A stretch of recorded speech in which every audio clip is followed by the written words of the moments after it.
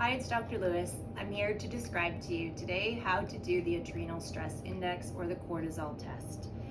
You'll have a test kit sent to you from Diagnostics. When you open it up, you'll find 5 vials, instructions, and forms.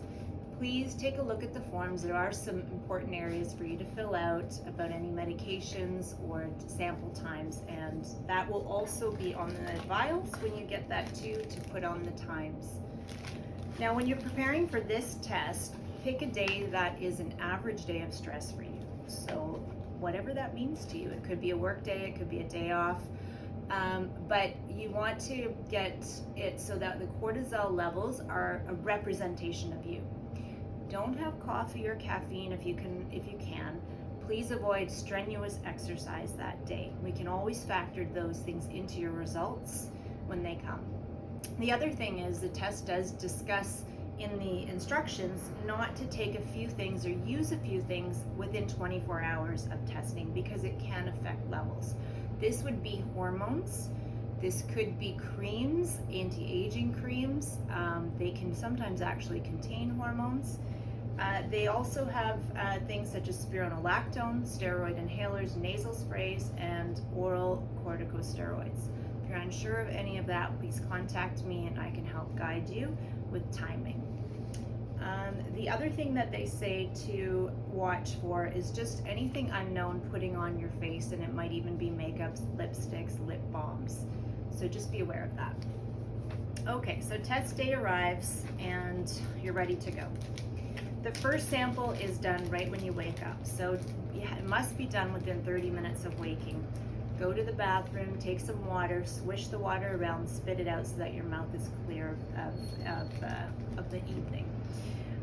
Then you'll take a vial that, as on its label, it says actually morning and fasting. It has a cotton swab in it, which you might be able to see. This is how the hormones will be removed from the cotton. You place it in your mouth, under the tongue, between the teeth, and you let it saturate. It could take up to a couple minutes. You remove it, put it back in the vial, label it, and then that goes in the fridge. Then you're free to do whatever for breakfast in the morning. The next one comes along and it's noon. For this one, there are instructions, please read it, about doing a challenge test for carbohydrates. This is how we can learn about your insulin levels. So 1 hour prior to the test, you have to eat 75 grams of carbs. They give examples of what that means, and then eat nothing for an hour. Then you do your next test. The third one and the fourth one will be midday and the evening. They include a 5th vial, which they call the H vial, meaning hormone vial. They'll take other information from this. This one does not have a cotton swab on it. This is a spit one.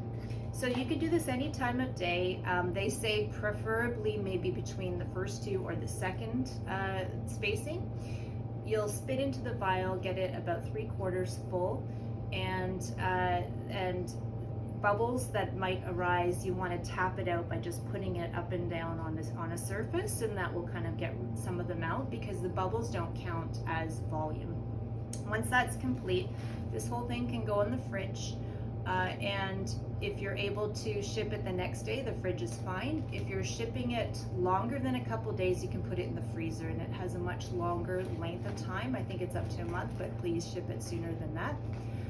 The results are in usually within 2 weeks. If you have any questions or concerns, please contact beforehand so that we can make sure we get the best example of your hormones.